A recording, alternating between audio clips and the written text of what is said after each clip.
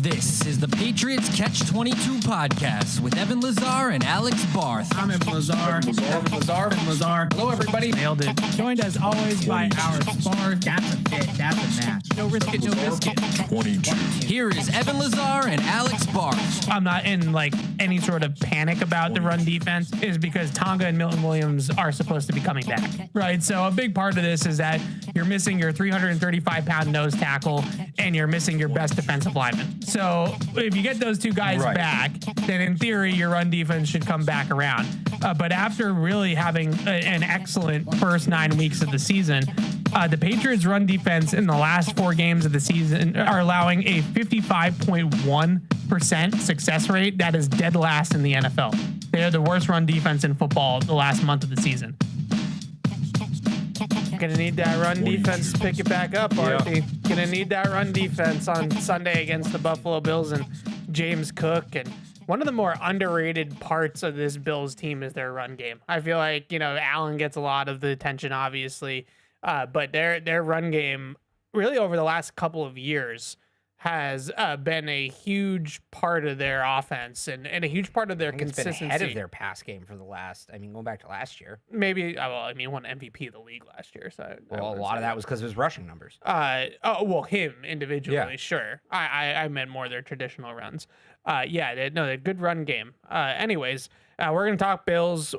We have a little bye week exercise that we want to get to as well here today. And we'll also try to open it up a little bit more here today because we don't have a game to break down, Alex. We don't have a good, bad, and stuff that gets you beat because the Patriots did not play last week on Sunday. I do also want to talk a little bit about the week that was in the NFL and take this opportunity to talk about some of these other teams. Hopefully not get myself into any trouble this time around with the fan bases of these other teams. And it's so sensitive out there these days, Alex. All these people are so sensitive, and it's not just.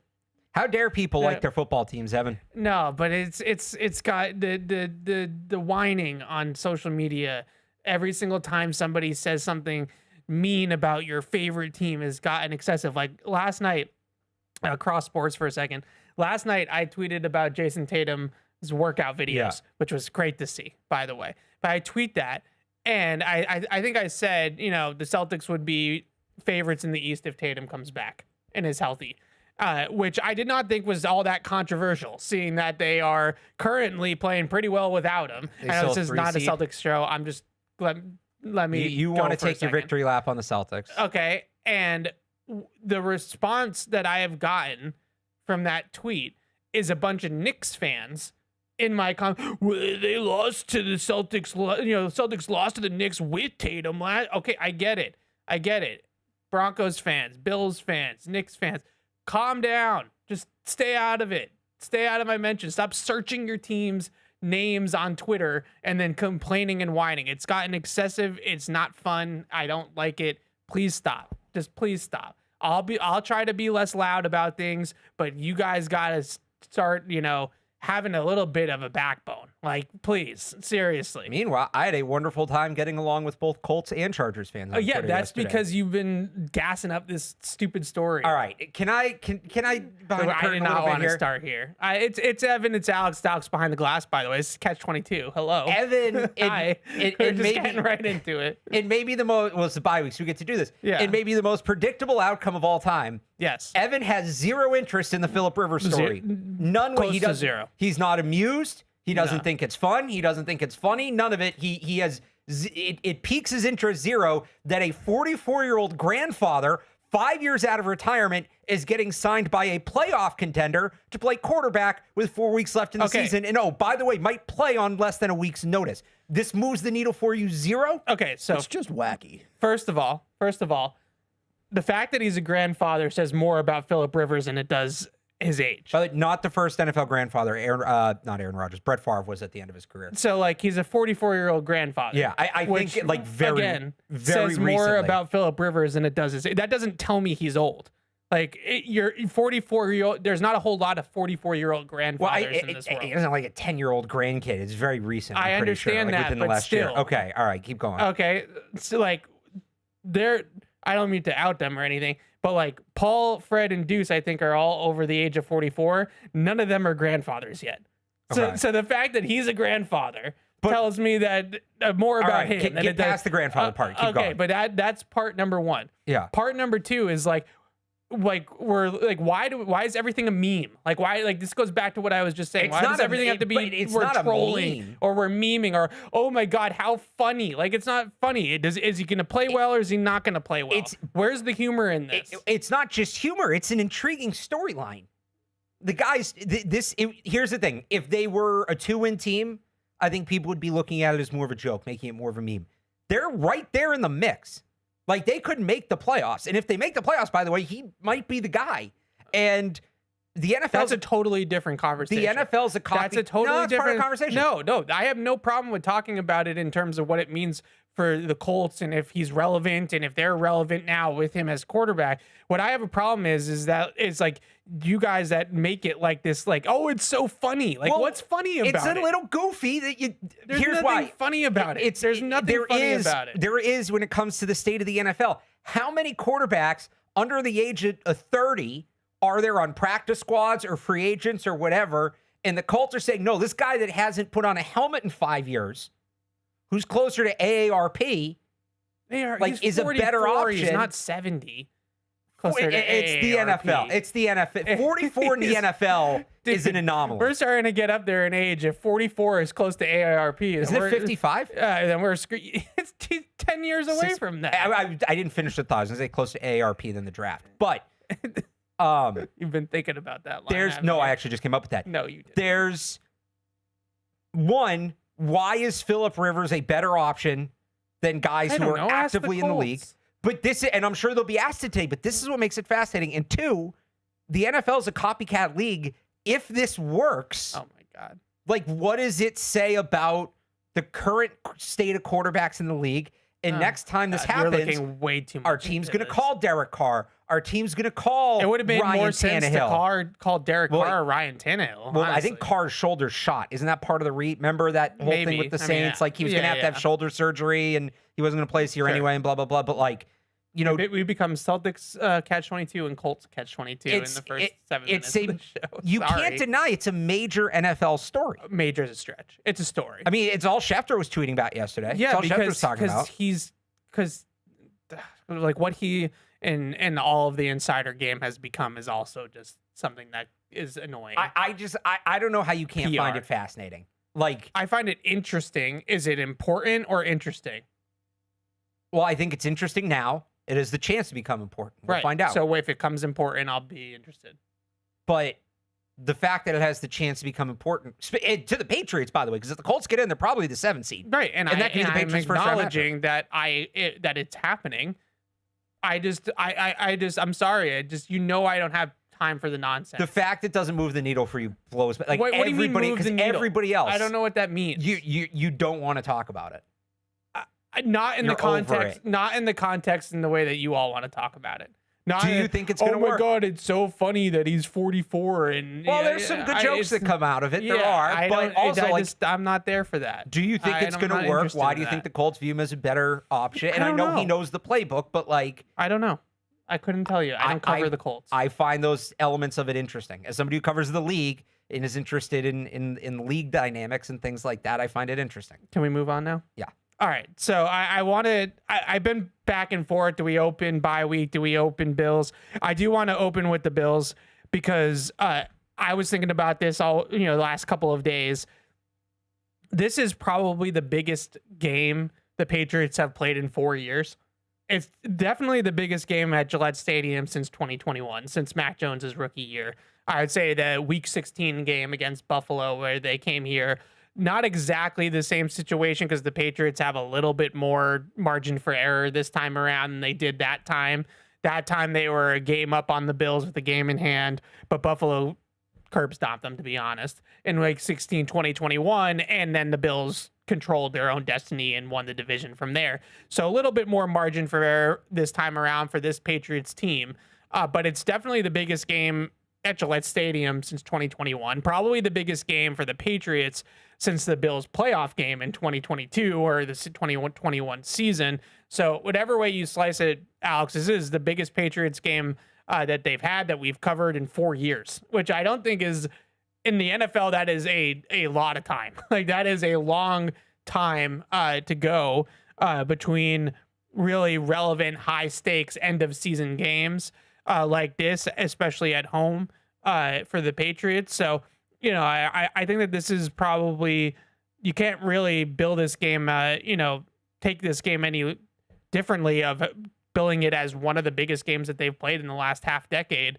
Really, since Tom Brady left. I think it's the biggest game. I know they played a playoff game since then, but they were the 7 seed. They kind of backed in. Remember how many guys they were missing in that game due to COVID? I think a lot of people forget that.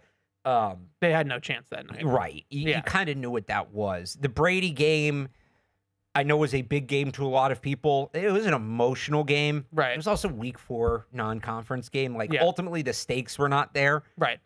This is the biggest game that they've played since Brady left. Yeah, I would agree. And hopefully, by the way, gets topped in a couple of weeks. That should be the goal. But at least for the time being, this is going to be the biggest game they've played. Remember when we were doing our old show and it was the 21 season, and I had this thought the other day. They kept playing all these teams that were like not good, but playing well right before they played the Patriots. And we opened that show like 7 or 8 weeks in a row with me saying this is the biggest game for the Patriots in 2 years. Yeah. I'm glad we haven't kind of done that charade this year, but this one is. Biggest game the Patriots have played at Gillette Stadium in 4 years, I think is the way I would bill it. And At Gillette, 5 years. 4. I did the math. 2021, 22, 23, 24, 6 years. It's 4 years. There was a bigger game in 21? Oh, you're saying since Brady left. Yeah. I think it's the biggest game since week 16, 2021. Which one was that? The time the Bills came here Oh, okay. in 2021. I think It's the same situation. Yeah. I think It's this the one's a same little situation. bigger than that because of what Drake May but if is you're on saying the league it's since stage. that game. All right, fair enough. Yeah. Anyways, so we are getting into some semantics already Yes. off the top. I like that. And the YouTube chat thinks I'm panicking about Phillip Rivers. Good. I'm not. I promise You're I'm worried not. that a 44-year-old grandpa is going to come in here and I beat thought the Patriots. the grandpa thing didn't matter. I did that on purpose. Anyways, so huge game on Sunday for the Patriots. Hat and T-shirt game. I understand, and we were talking a little bit about this on Unfiltered, and then I want to get into like what we normally do, which is the X's and O's of this matchup. I understand that the Patriots have some margin for error here. They could lose this game to Buffalo, and conceivably they could probably lose the game to Baltimore too and still win the division. But there's just something. There's a way they can clinch the division this week, even if they lose. No, there isn't. No, there is. I No, think there isn't. there's some weird tiebreaker thing. I No, think there I saw isn't. They Chad can Graff clinch had it. They can clinch a playoff berth. They cannot. They can only clinch the division if they win. Maybe that's what it was. Yeah. You can still win the division if you lose. You can probably, like I said, still win the division if you lose next week in Baltimore just by beating the Jets and the Dolphins. But there's two things. One, there's something different about doing it on your own terms and not like You don't want to be the team that backs in. yeah, and you're not backing into it by beating a bad Jets team and like a mediocre Dolphins team. You don't want to do that. The other thing that I think is it needs to be said about this element of it, besides playing the Eagles in Week 17, the Bills have the Patriots, the Browns, the Eagles, and the Jets to wrap up this season. Right. The Eagles are in a free fall. And I think the Eagles, my point is that I think the Bills are going to run the table outside of this game on Sunday, which is a coin flip, right? So they're going to probably go 3-0 to end the season, which doesn't mean that they could pass the Patriots if the Patriots take care of their own business, but it just puts a lot of pressure as these games get later and later in the season, where you're probably the Patriots are going to beat the Jets in the Meadowlands. Like Certainly hope so. That I'm not worried about. But a Week 18 game against Miami here, where you have to win it to win the division. And by the way, Miami might need that game to get in the playoffs. It's just not a spot you want to put yourself in. I'm not saying it's a spot. Right. It's a spot that they couldn't get out of or couldn't win. It's just not a spot that you want to put yourself in. So this game, from that angle, you just want to be able to say that you did it. You took care of your own business. You did it yourself. You didn't need tiebreakers to win the division over Buffalo. You knocked out the champs. Like, that's what you want to say. You want to be able to say that as a football team. The other, angle to all of this, with the Bills in particular, is just, I think that there's a lot to be said for the fact that the Bills right now have won 5 straight division titles. Josh Allen's the reigning MVP of the league. There's just a lot of statements that can come from the Patriots winning this game. Yeah. Not to mention, not that I think that they really care about this too much, but just as a fan and from the outside looking in, the fact that a lot of people are still doing the schedule thing. Like if you beat Buffalo here on Sunday to win the division, it does quiet some of the all you've played is tomato can narrative and all that kind of stuff. So there's a lot of things Well, it that should are quiet it. It won't, but it should. it quiets it a lot, in my opinion. All of these things go into it. All of this thing is all these things are important, I think, about this game. And then I want to get into the specific X's and O's, but just how the stakes of the game in terms of if they lose this game, now at least it becomes interesting when it comes to the division. Like, where's your meter at with that? Yeah, I mean, I think it's you hit on a lot of it. Like it's a true whether it's the division. I know this isn't flex, but this is for all intents and purposes a national game. This is the 1:00 game the country's going to see. The MVP element of it, like this is make the statement. This and then the Ravens next week in prime time for the MVP. Obviously, you're not appealing to a committee. We won't go down that whole road. It's solid standings, but like there is something to be said for being back on the national stage, and you want to make your case going into the playoffs. You're the team to beat in the AFC. This is the way to do it. And then there's that 1 seed thing that's looming, and they obviously can't lock that up this week. But the Broncos have a tough game, and you got to get a game ahead of them now. They have the tiebreaker no matter what. So I just think there's a lot. The narrative stuff ultimately doesn't determine things. I mean, I guess a little bit for the MVP it does, but the MVP doesn't mean anything. Like ultimately, we're not throwing a parade down Boylston for Drake May winning the MVP. Yeah. Sorry, Drake, but that's just not, how it goes.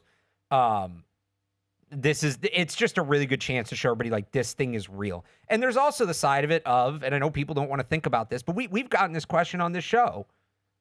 What makes this team different than 21? In 21, they went into the bye week, and the bye week was a few weeks earlier, but they went into the bye week, the number 1 seed, seemingly rolling.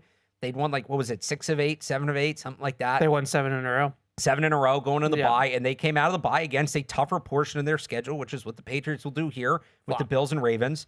And they fell off. They completely fell off. And instantly, from the start of that Colts game. And what makes this team different than that one? Well, here you go. You're in the same spot. Right. And I do think this team is different. Well, Drake May makes it different. Yeah. I think there were also just some players on that team that were probably playing above the level that they realistically can play at. And there's some guys playing some great football here too, but I think it's more sustainable. This is a really good chance to show hey, this is different. You come out in the same situation and you handle it differently. This is different. Yeah. So let's talk about the matchups here. I want to revisit the Week 5 game because although there's different personnel because of injuries and things like that, I think the way the game unfolded and the game plans on both sides is still really, really relevant to how this game is going to go on Sunday. So the biggest thing I think from that game that you have to remember, and I'm not saying this to say that the Patriots win was any less impressive. I'm just saying that I don't think that this is going to replicate itself this time around. Buffalo turned the ball over 3 times in that game and were called for 11 penalties, right? They had sort of, especially in the first half, where they turned it over twice, really on their own accord. One was a botched exchange, jet sweep, handoff type thing that I don't think that's going to happen again. I think you're going to get a cleaner version of Buffalo this time around. I don't know about that. Just because you think they're going to turn over 3 times? I don't know about 3, but they've had trouble turning the ball over a little bit this year. Not that much. And penalties, I mean, they've been okay. They're kind of middle of the pack. The Bills are, how are they this low in turnover? They're 23rd in turnovers. Oh, I'm sorting that the wrong way. 23rd few. They are 1, 2, 3, 4, 5, 6, 7, 8th in the league, technically tied for 6th in the league in turnovers. They've turned the ball over a lot this year. James Cook's fumbled the ball a lot. They've survived it. Well, James Cook's going to be playing on Sunday. Yeah, I don't know if they're going to turn it over 3 times. Maybe it won't be that bad, but I think I don't think you look at it and say you can't. I wouldn't say you can't count on the Bills turning the ball over. Yeah. You wouldn't say that? I would. They are among the league leaders in turnovers this year. I think you go and you hope that they turn it over that many times. I don't think you expect it. You can't count on it 3 times. I don't. Anyways, let's not. They've turned the ball. They've turned the ball over 5 games in a row, and 3 of those 5 in their last 5 games, they've turned the ball over at least once in each game. In 3 of those 5, they've turned the ball over 3 times.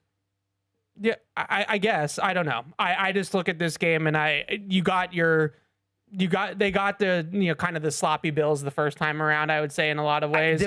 I just don't know if that happens. I think the Bills are a sloppy football team. Yeah, here we go. I knew this was coming. It's not a Bills hate. They've turned the ball over. Okay.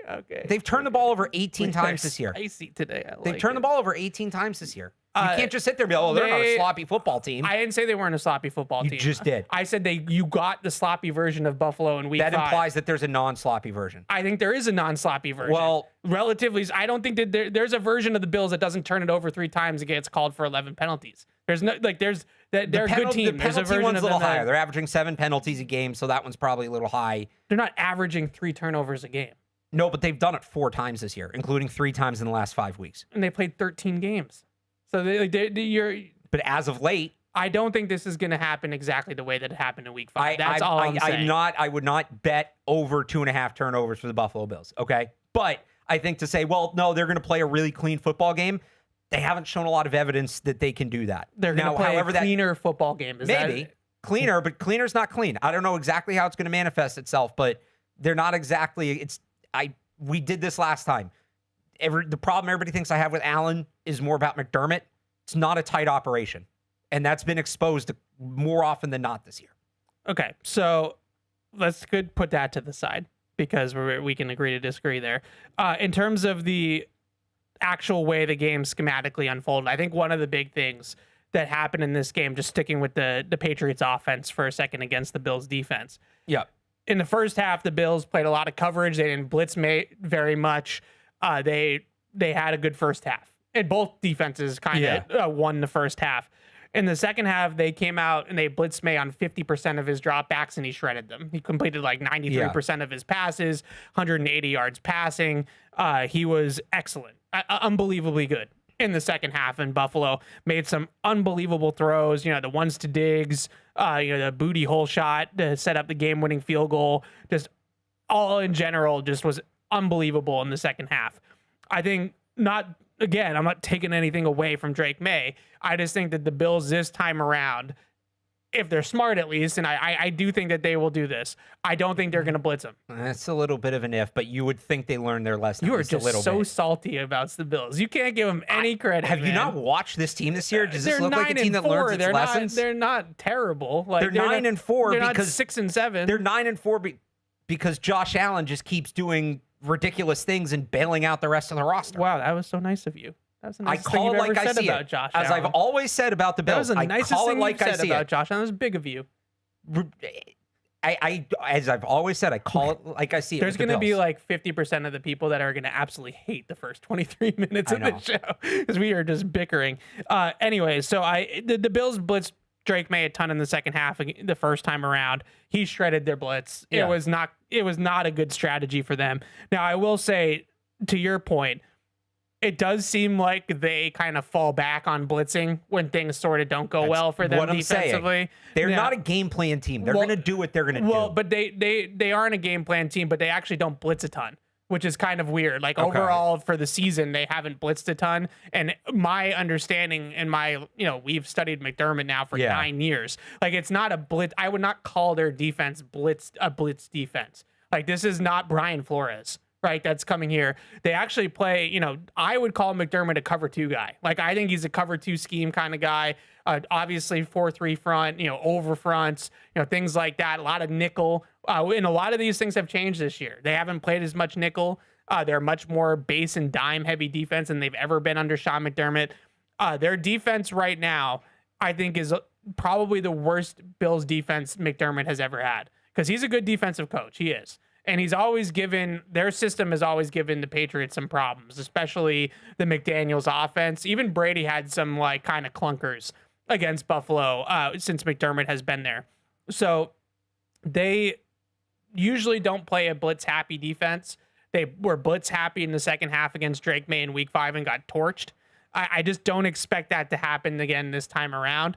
And this kind of goes to what we were going to talk about in terms of the bye week exercise. I don't know why people keep blitzing Drake May, and I don't think that's going to continue as the competition and as the teams start to get more game plan heavy and, how do we beat the Patriots, that sort of thing. He's just been excellent all year long against the blitz. So I expect Buffalo to play a lot more coverage in this game. And my second point about that, I think, is related. In the first matchup, they did not have Christian Benford shadow Stephon Diggs. He didn't travel with Stephon Diggs. So the Patriots got Stephon Diggs a lot on Tre'Davious White, a matchup that he handily won. And then they also got him in the slot a lot where he saw linebackers, safeties, slot corners, Teron Johnson, that sort of thing. And he just had a game. Diggs just went off. So my guess is if I was Buffalo, if I was kind of game planning for Buffalo, the two things that I would do, I would not blitz, right? Yeah. I play coverage. And the second thing I would do, especially on high leverage situations, third, fourth downs, things like that, Benford's a good player. And I think Benford needs to shadow Stephon Diggs. If I was Buffalo, that's what I would do differently than what I did in week 5. I'm kind of curious with Diggs. Do we get, everybody saw him during that game. He was on another level. And it's understandable, right? Like, he's going back to Buffalo for the first time and all that. It's not in Buffalo, but do we get, and Diggs has been good outside of that Bills game, but he took it to another place there. Do we get that Stephon Diggs again in this game? Because Benford's good. Diggs can beat him. Diggs can beat him enough if you get that version of him. But I also wonder if they do that. Kayshon Boutte had a good game against them in that first game. Does that open him up to do a little bit more? Does it open Pop Douglas up to do a little bit more and kind of test them with some speed? So their secondary is not in good shape. Yeah, it's really not. So I'd be curious where the Patriots go if that's the adjustment the Bills make. So they're 22nd right now, Buffalo and DVOA on defense. They're 17th against the pass. They're 30th against the run. Now, they've always been a little bit of a leaky run defense because they play so much nickel. Right. Well, they don't have that all over now. But they've been, this is as bad of a Buffalo pass defense as the Patriots have faced in the last, since really 2020, since the Bills became, started winning the division every year. So this defense is, I'd say, vulnerable. If I was looking at it objectively. The other thing that I want to get to more of that in a second. Yeah. The other thing, just let's talk about the other side of the ball, and then we can sort of talk about the current state of the Bills a little bit more. The first time around, the Patriots, I think the number one thing that they did that was really important in that game was they shut down James Cook. And I don't know if they have those levers anymore without Milton Williams, and hopefully they get Tonga back, who was out there on Monday but still looked kind of limited in practice. We'll find out more about that over the next couple of days. But in the first matchup, 36% rushing success rate for James Cook, below average, certainly for him, but even for the league.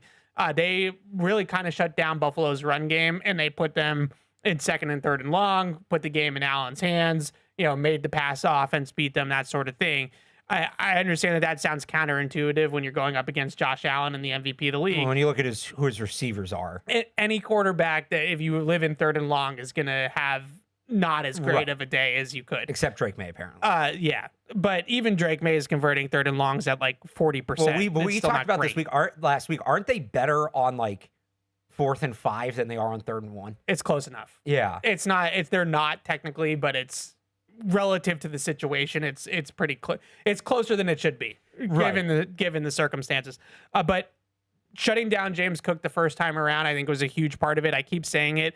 Their most consistent part of the Buffalo offense is their run game. Yeah. Their pass game is extremely explosive, and Allen is extremely dangerous still on scrambles, second reaction, extended plays, all that kind of stuff. They're number in the league in explosive play rate across the board. But in terms of their run game, we saw a couple of weeks ago what they did to Pittsburgh. That was 250 yards on the ground right at you, right? And if you play that kind of game against Buffalo, they're more under center, they're more run heavy, they're basically setting career highs for Josh Allen in like designed run rate, under center rate, play action rate, like all those things are up across the board from Buffalo right now. They are a turn around, hand the ball off, run the football type of team right now. Like that's what they do, play action, move the pocket, under center, all that kind of stuff. That's sort of been their identity. And I think, to your point about the turnovers, I think that's a response to them trying to be a little bit keep it a little bit more on the rails and be a little bit more consistent and a little bit more, have better ball security, take less sacks, like all that kind of stuff. But that was a big part of that game back in week 5 was shutting down James Cook. Yeah, and you made the point there at the beginning, and Mike Vrabel was asked this on Monday, like how viable is the film from week 5 and how much do you look at that versus things changing? To me, the biggest change from week 5, right? Week 4, week 5? Yep. The biggest change from week 5 to now is the Patriots not having Milton Williams. That is the biggest difference. We didn't talk about it enough after that game. I think probably because it was Drake May's coming out party on the national stage, but Milton Williams was so good in that game. He was playing hurt. And he was so good in that game, containing the run, running down Josh Allen in the pocket when he was trying to scramble, things like that. He was awesome. Yeah. And that's a major loss. Like you said, getting Tonga back will help if they get him back. It mitigates it a little bit, but you really, really miss Milton Williams in this game because he was so good against the Bills in that last matchup. That, to me, is the biggest hurdle for the Patriots in terms of, game planning and adjustments you're going to have to make because playing a team twice in a year, there's always a little more that has to go into the game plan. Yeah. The biggest adjustment for the Patriots is how do you replace what Milton Williams gave you in that first game? Yeah, no, it's absolutely true. The other element of that game, 41% man coverage for the Patriots in that game was not their highest, but close to their highest in the game this season. The way they played man coverage, it wasn't that off, soft. It's the way we've talked about. At least I've talked about it. That's how I've kind of wanted them to play coverage all year. Yeah, and so hopefully that comes back. I really liked the way they played coverage in that game. That I wouldn't mind seeing come back. Agreed. I think that was probably my favorite game they've played all year from a coverage plan perspective. Yeah, man-to-man on these receivers. Buffalo's receivers are not anything to write home about. Khalil Shakir is a nice player. Dalton Kincaid's a nice player when he's healthy. Yeah. But this is not prime Stephon Diggs in Buffalo anymore, where it's impossible to play man coverage against a guy that good. They don't have that number one receiver. Now, it's worked in their favor at times because they've spread the ball around a little bit more than maybe they did during the Diggs years. But like I was saying, in terms of like their run game, they don't do what they used to do. This is not an aggressive early down pass offense anymore. That's just throw. This is a much more balanced team. This is a much more run-centric team. And just kind of going to what they are currently right now, I think a couple of things about their offense, and we're probably closer to on the same page about this than maybe we think. I think the number one thing that I would see with their offense is that, and I'm hoping that with the extra week that Mike Vrabel and the coaching staff is going to be able to really be prepared for this game. I see a lot of repeat plays on their film. They run the same like half a dozen plays in certain situations. They run a lot of mesh on third down, crossing routes over the middle of the field. Usually it's mesh rail where they pair with a wheel route out of the backfield by Cook or Shakir on motion or something like that. They run a lot of mesh. They run a lot of outside zone, especially to the weak side of the formation. They run a lot of duo. They run a lot of the same plays. They just run them all well. And so they kind of just are that type of offense right now. There's certain, though, situational indicators and just kind of keys that you can read. I was texting you about this the other day. They run this like pop pass play action that we've saw for years with Rob Gronkowski with the Patriots and Tom Brady. You pull the backside guard, you get the linebackers to bite up on the pull, and then you hit the crossing route to the tight end or the seam route to the tight end right behind the linebackers once they step up into the line of scrimmage. Do you want to guess how often do you think that they actually run the ball from under center with a puller? Actually run it, not play action, but hand the ball off to James Cook. Is it a round number? It is a very low round number. 0. 5%. Oh, okay. 5% of the time. Well, because 0 is round. That's the joke. So 5 is not a round. Yeah. 5% of the time they actually run the ball. So I was saying to you this the other day, like, why would you scream downhill at the line of scrimmage if you see them pull a guard? Like, that's clearly, It's clearly going to be play action. It's going to be play action 95% of the time. So there's these little indicators, these little keys, these types of things that when you watch this Bills offense on film, with some extra time to prepare for it, I think the Patriots are going to be able to key on these things. Now, that's not to say it's easy to stop them because they have Josh Allen. They have a good offense. They're top 5 in the league in pretty much every metric. If you want to go with points, you want to go with EPA, you want to go with yards, DVOA, whatever. They're very good offense, but they've become predictable a little bit on offense. I think the main reason they've become so predictable is that it's been a revolving door of weapons around Josh Allen trying to find the right mix. And so they don't have a ton of time on task. We talk a lot about the Patriots and their health and stuff like that. A big part of that is that May, Diggs, Booty, Henry, Douglas, they've all been repping since like July. Gabe Davis he's been there before, but with this collection in this group, Gabe Davis just got there like 3 weeks ago. Brandon Cooks just got there like 2 weeks ago or 1 week ago. And Cooks hadn't even been in the system before. So like we're talking about a lot of new favors. Shavers is playing a ton for them on the outside. He's a new player to this group. So I think you look at all these different types of things. I do think that there are certain things that if you just key in on situational tendencies, they don't run the ball very much out of with pullers. So if you see a pulling guard, then it's probably play action. It's probably not a run. They have a lot of window dressing or eye candy to their offense. They're number 1 in the league in motion rate. They have a lot of false pullers with their run actions.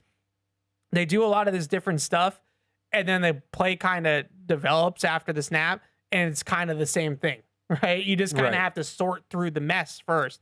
So if you have good eye discipline, you're good with your keys, anticipation, things like that. I do think there is a formula here, man coverage, understanding their situational tendencies and their go-to plays, that you see games like Houston where they sack Allen 8 times and they kind of dominate the game defensively. Yeah. That's a thorough breakdown. Not much to add. You're right.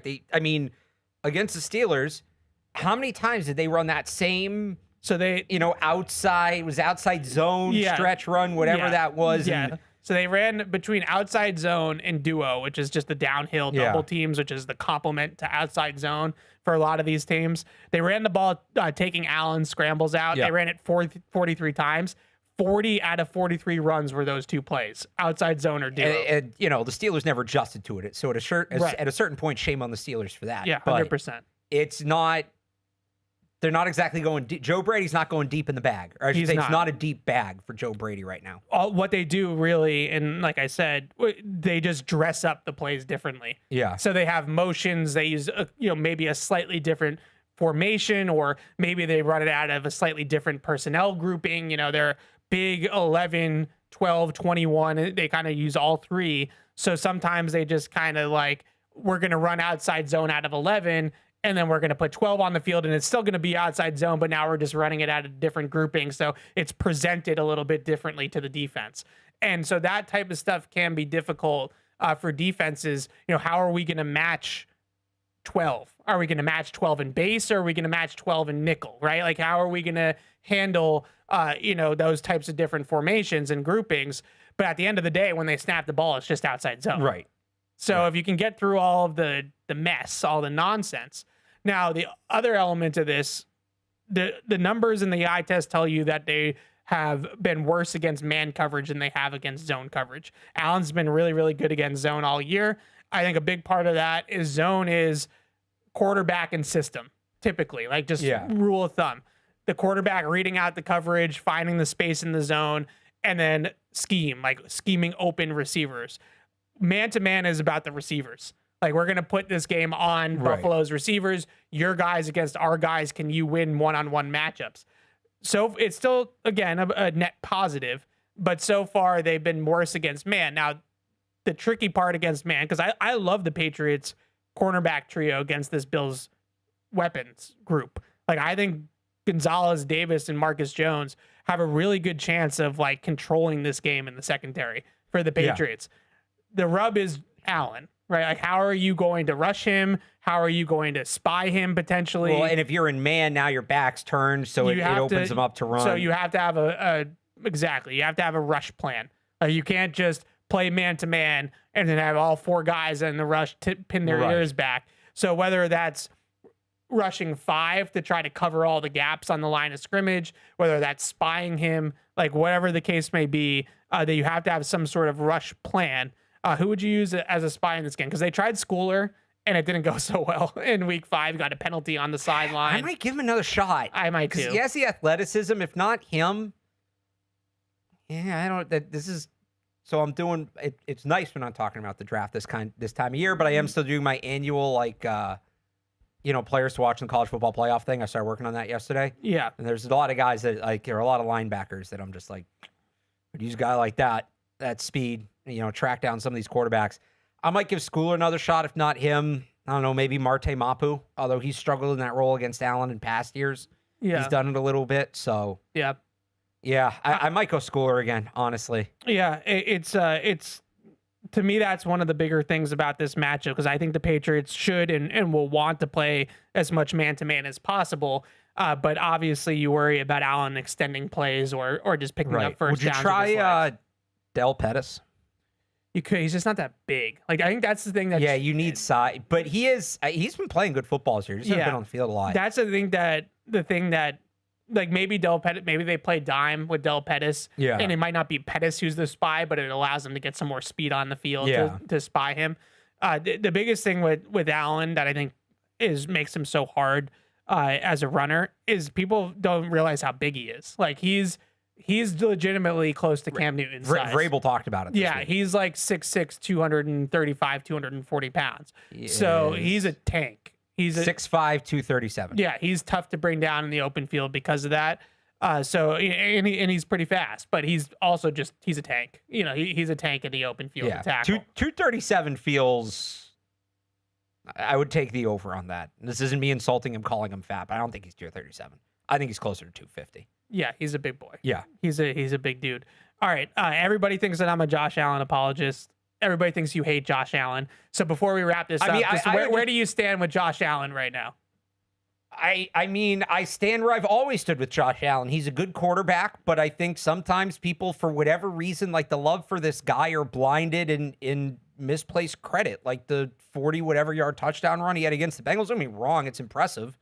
We're not going to talk about how that was a really stupid zero blitz by the Bengals and he had a red carpet walk into the end zone. Like, yeah, that I got to be, even as a Josh Allen guy, that particular play didn't really move me. So it's like, he had the touchdown where it's a good play by him to extend it. I think it was the first touchdown in the game for the Bills. Touchdown's ridiculous. Well, there was one where it was 44, I think is Osai, whoever it was for the Bengals. Yeah. Just doesn't turn around. If he turns around, he breaks the pass up easily. That was a ridiculous throw. I think it was a good play to extend it, but they could have been defended a lot better. So that's just where I'm at. Like, yeah, he's a good player, but I think people get too carried away with him, and it just annoys me because at the end of the day, and look, this won't be decided this week. Yeah, he now has an MVP, although I've called it the Joel Embiid MVP. It's more lifetime achievement award than a real MVP. There it is. The postseason success has not really been there. Like, people put him on the level, and I know Burrow choked badly in that game. Joe Burrow's been to a Super Bowl. Lamar Jackson has multiple MVPs. Mahomes, obviously Mahomes. I've just always kind of struggled to put him in that tier because the big picture accolade, he's a very talented player, and he has moments where he's very impressive. He hasn't reached that group with the big picture accolades in my mind. I think that's a fair assessment in terms of there's no arguing. Like, he hasn't made a Super Bowl. He's made one AFC championship game and lost. And I'll say this too, because people call in and get mad. Well, you're hating him and you still got to give him a chance. I don't think Josh Allen is the biggest reason the Bills have not won. Yeah. I think it's Sean McDermott. I can't be clear enough about that. Like, if they had they should have gotten rid of McDermott 2 years ago. Yeah. They should have gotten rid of him probably last year too. There are deeper issues there that, like, I don't think Josh Allen is a player that you can't win with. Yeah. I think that's more a Bills issue than a Josh Allen issue, but there are times that he hasn't helped the cause. So I think there's two things with Josh Allen that sort of move the needle in my direction. Yeah. The first thing is obvious. Like, he's just fun to watch. Like, he just makes some crazy plays. It's very similar to Drake. Like, he's just, they just make unworldly plays, like these just highlight reel plays. So does Mahomes. So does Lamar. Yeah, and I like watching those. Well, not really Mahomes. Yeah, but, Mahomes not so much anymore. But Young Mahomes. I love watching Lamar too. Have you seen the splits on Mahomes pre and post Tyreek Hill? By the way, now that we have more of a sample size, but and it just the point being, it's people not as aesthetically pleasing. It is with Lamar. Yes, people act like it's. I don't want to say Josh Allen's not different because he is. I don't think it's. There are other guys kind of doing similar stuff to what Allen's doing. It might look a little different, but and it's not a lot of them. I think Drake May's doing stuff that's similar. I think Drake is. I think Lamar to an extent. Yeah. I know I'm probably missing some. Lamar's a different runner, but yeah. I think the other element with Josh Allen, just from my standpoint, is that he's probably the hardest quarterback to defend in the league because he's just so otherworldly talented physically. Like there's really not a weakness to his game from a physical talent standpoint because of how good he is with his arm and with his legs. See, I think Lamar's harder to defend. I don't. I think Lamar Josh Allen's probably harder to tackle.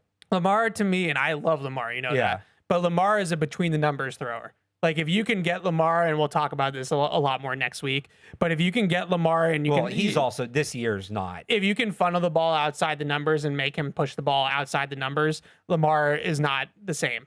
Whereas I think Allen is capable of hitting any spot on the field, and I think he's capable of running over any defender. But I think some of it is you go back to what we talked about the issues running deeper with Allen. He's been through how many offensive coordinators now? Like handful, yeah. The way the Ravens use Lamar Jack, because they really encourage you to play heavy, and now you want to take these things away that aren't easy to take away when you're in a base defense. And I maybe yeah, I don't know, we're doing the semantics thing again. No, I hear what you're saying. Because their offense is so unique. Lamar's harder to game plan for. Allen maybe in the moment for the players on the field is tougher to defend. But I think in terms of the X's and O's, in terms of the chess match, Lamar provides more of a challenge. I hear what you're saying in terms of the uniqueness of Baltimore's offense. You know, no one runs an offense like Baltimore. Well, because they can't. Right. Because Lamar's the only quarterback that can do it. So that might be more difficult, but I feel like without, and I think we say the same thing about Drake May, or we're getting to say that, you know, we're getting there. There's just nothing that's off the menu with Josh Allen. Whereas not that it's off the menu with Lamar, but like Lamar's ability again to throw the ball outside the numbers, throw the deep ball outside the numbers on go routes this year. I looked this up the other day because I was doing some Ravens stuff. Lamar is 6 for 20 this year throwing the go routes. Okay. 6 for 20, right? Like that's just not, and maybe that's more about the receivers than it is about him, but it's just not a very high percentage. So I think Allen kind of threatens more blades of grass, if you will, than Lamar Jackson does. But both of them are awesome. Yeah, like, both of them are great. But I think with this Bills team, this is the weakest that I've seen the Bills in quite some time. Probably since before Allen became an MVP candidate. 2020-ish, around there. Defensively, this is the worst that I've seen them. No Ed Oliver. He's not coming back for this game. Joey Bosa is banged up. Terrell Bernard is banged up. But I would also look at their secondary, and outside of Benford, they've kind of struggled to move into this next era in the secondary where it's no more, I know he's back technically playing a role, but there's no more Poyer, there's no more Hyde, there's no more, these guys are all there because it's the Bills. Right, Trey White is kind of washed, right? Teron Johnson, even their really good nickel corner, he's kind of having a little bit of a down year as far as his play is considered. Maybe his play is starting to move in that opposite direction. And then the bigger thing is outside of James Cook and Khalil Shakir, their weapons just haven't been consistent. There's no downfield passing game really for them right now. Whenever you see Josh Allen in like the middle of the table in terms of air yards per pass attempt, you're like, wait, that Josh Allen is like 20th in air yards? Like that's crazy. So I don't think that this is the beast that we've seen. And that goes back to my point on Allen. Like when they were cooking here, Allen. And I said this I said this well before he became a Patriot. Stephon Diggs, as good as he was in Buffalo, yes, I thought was one of the most underrated players in the league because he did not get nearly enough credit for what that offense was because everybody just wanted to solo give credit to Allen. And some of the other guys, by the way, like Gabe Davis, still there. right? Yeah. And you see what they've become without that receiver. I don't know. I feel like I've been proven right a little bit on that Stephon Diggs, as good as he was in Buffalo, and I think people recognize him for being a very good player, he did not get nearly the credit he should have gotten for what that offense was at its peak. I mean, you're seeing what he's doing here. And you see what he's doing here. And he's helped the engine move here. Yeah. Yeah. I like Shakir. He's a good player. He's a good chain mover. He's really good with the ball in his hands. He's basically like a running back with the football in his hands. Kincaid's given them problems. Had a big game in week 5. We'll see how healthy he is. We get into the tight end thing again with that. Yeah, for this, we'll get to that in a little bit. I think that's the but at the end of the day, like I said, this is the easiest Bills offense to defend that they've played in a while. How about that? Because we're talking about how hard they are to defend. This is about as easy as it's going to get. So don't blow this opportunity. We'll see how Brandon Beane continues to mangle this roster next year. Who knows? I think could get easier. And I want to move on, but I think you make a good point about their brain trust. It's not just Sean McDermott. Like this roster is not as good. Well. So here's why I put McDermott ahead of Beane in terms of the issues. Because to me, they're both came from Carolina. Sorry to cut you off, right. But they both came from Carolina. They're tied at the hip. Like they are a pairing to me. Like it's both of them. And I don't think this roster is as good as it's been. But when the roster was better, McDermott still couldn't get it over the top. That's fair. Like Beane gave him the tools at one point. He doesn't have them now. Yeah. He doesn't have them now. Yeah. But Beane gave him the tools at one point. But like you look at it as they've tried to reset it. I mean, I don't know if you want to take a Keon Coleman victory lap. I know he caught a touchdown last week, but it's they might need a reset there. Yeah, their roster, just looking at the receivers, and I know what they've tried to argue, and he's actually argued about this publicly. Beane has is they tried to claim they're doing the Brady thing, where like Allen is so good that he doesn't need the superstar receivers because he's good enough to elevate the receivers that they have. Well, then you better have some talent on defense. Yeah, but their defense has dropped off, and that's on him. And they've made some weird draft picks, and in Kyer Elam, Max Hairston, who's we liked Kyer Elam. We can't. Well, we liked him for the Patriots, but that's true. He's not a Fitz. Okay, I get what you're saying. They drafted a man corner to play in his own system. And then they also drafted Max Hairston, who I wasn't really too gung-ho about, not because he's been injured and like that's not why, but I wasn't like a huge fan of his there were coming some, out I either. think, off-field flags there too. Yeah, but I'm not, and I'm not trying to say that I know everything. It's the just weirdest thing they've done is still the move they didn't make, which is essentially trading Xavier Worthy to the Chiefs. Yeah, I will never understand why they did that. He hasn't been great either. He's been a lot better than Keon Coleman. He's been more functional. The fact that he is. Even if he hasn't been amazing, he's an ideal fit for what the Chiefs do. The Chiefs at the time were the Bills' biggest roadblock in the AFC. I get why maybe Buffalo wanted to trade that pick. I get why they maybe wanted to trade down. They didn't get nearly enough to trade down, and they gave a player who's ideal for the system to the biggest competitor they had in the AFC. That, to me, is still one of the most questionable draft moves I've seen in my time doing this. It like, honestly, it didn't burn them as bad as it should have, and it's burned them pretty bad. But it didn't burn them as bad as it should have. Fair enough. All right, we got to hit the break here soon, but let's take Patty's call in a couple emails, and we'll take the break in a few minutes, and then we'll do our bye week exercise. Patty, what's up? Hey, what's going on? Hey. All right, guys. I'm going to get a little deep here.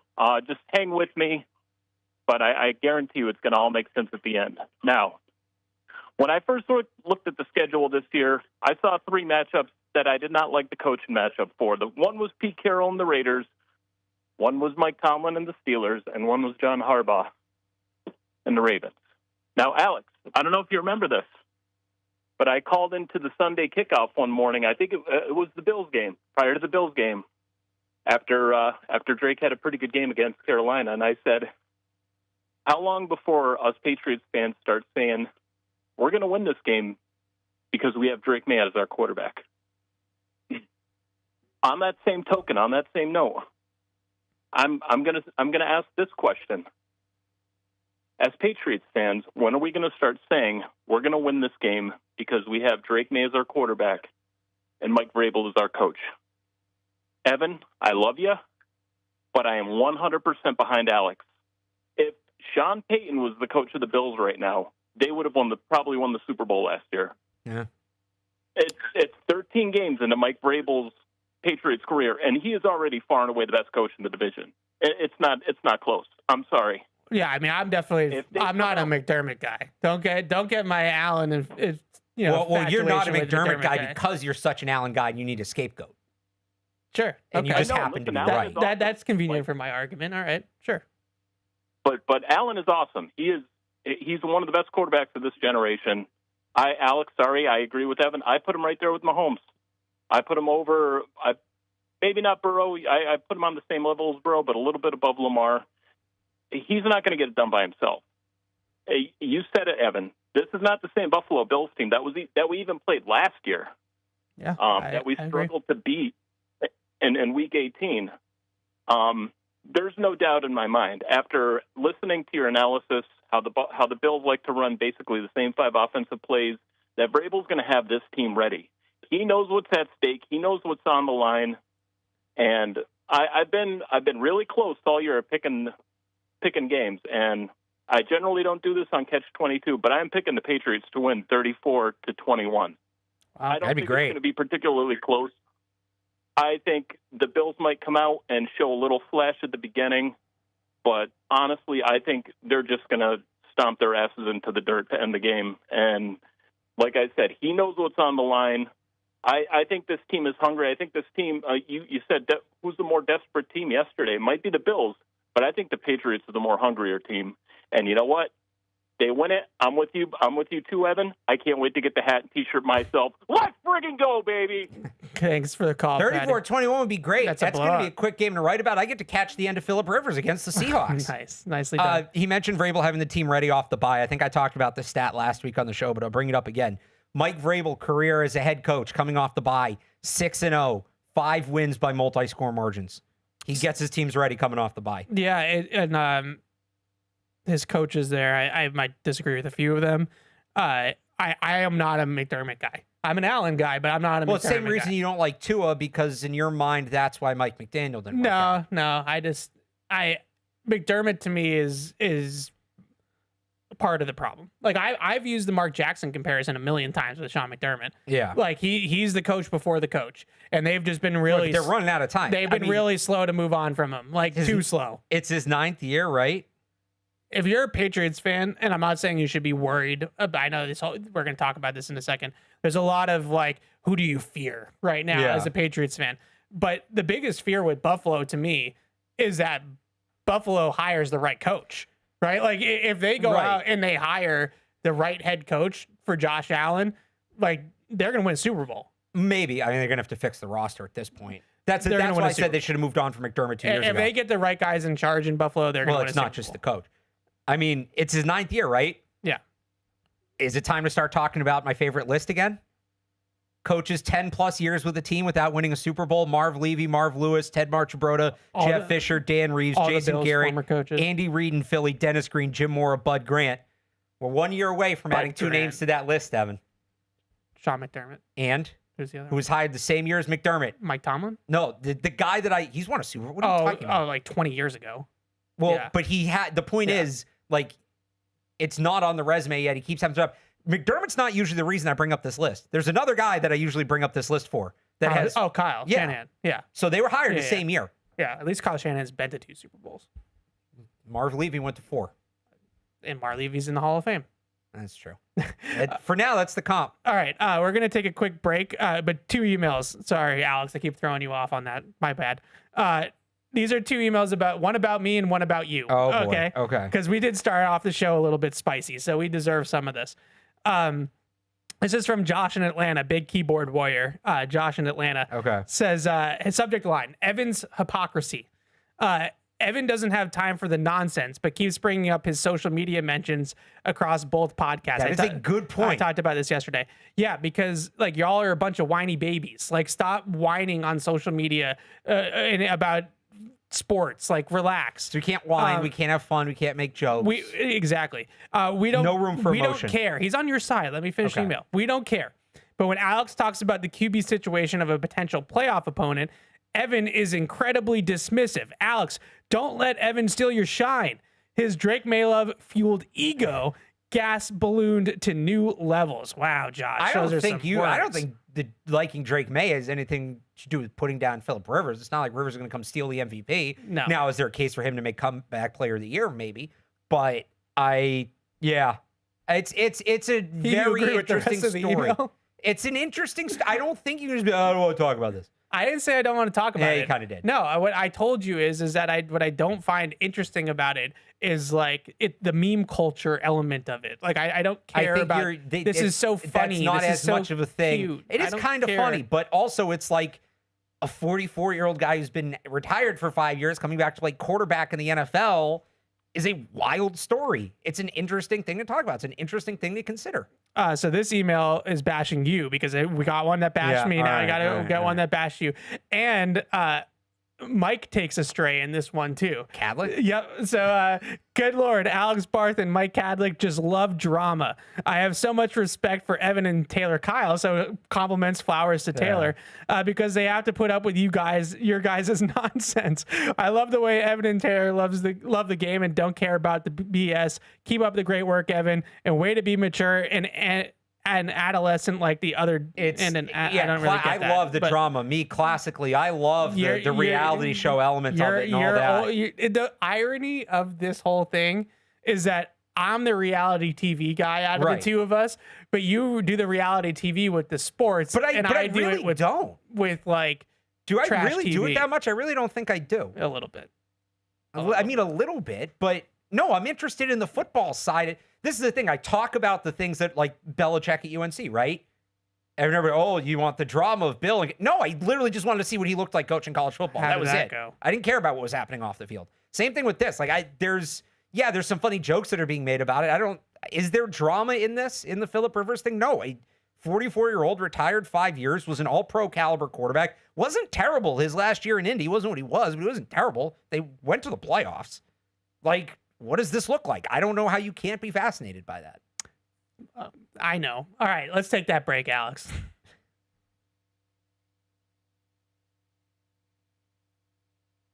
DraftKings Sportsbook, the official sports betting partner of the New England Patriots, provides you with everything you need to build your personal betting game plan so you can get in on all the action while practicing safe bets. Visit DraftKings.com/responsible-gaming to learn more about all the safe betting tools DraftKings has to offer. Hope is here, 800-327-5050 or gamblinghelplinema.org. Must be 21 plus. Play it smart from the start. GameSenseMA.com. Physically present in Massachusetts. See DraftKings.com/responsible-gaming for details and state-specific responsible gambling resources. Isn't it time to get exactly what you want? Welcome to Red Hot Deal Days from Verizon, where you get your pick of our best deals. Like My Plan, where you can pick the perks you want and save on every one. For limited time, bring your own phones to a Verizon store and you can get My Plan for our best price ever. Get exactly what you want in your phone plan and only pay for what you need. Bring your phones to your Verizon store today and get My Plan. These deals won't last. It's your Verizon. With FedEx One Rate, you can ship to your student for a simple, predictable flat rate.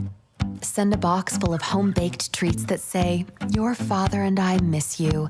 Or send a box full of instant noodles that says, "Your father and I would like you to stop asking us for money." Either way, one rate fits all. FedEx One Rate. 2-day shipping, one flat rate. Starting at $14.50. Visit FedEx.com/one-rate for details. Exclusions apply. If you're gonna play the game, boy, you gotta learn to play it right. DraftKings is all about responsible gaming. It's more fun when it's for fun. So play responsibly. DraftKings, the crown is yours. Gambling problem? Call 1-800-GAMBLER. 21 plus. Age and eligibility varies by jurisdiction. Catch-22. Catch-22.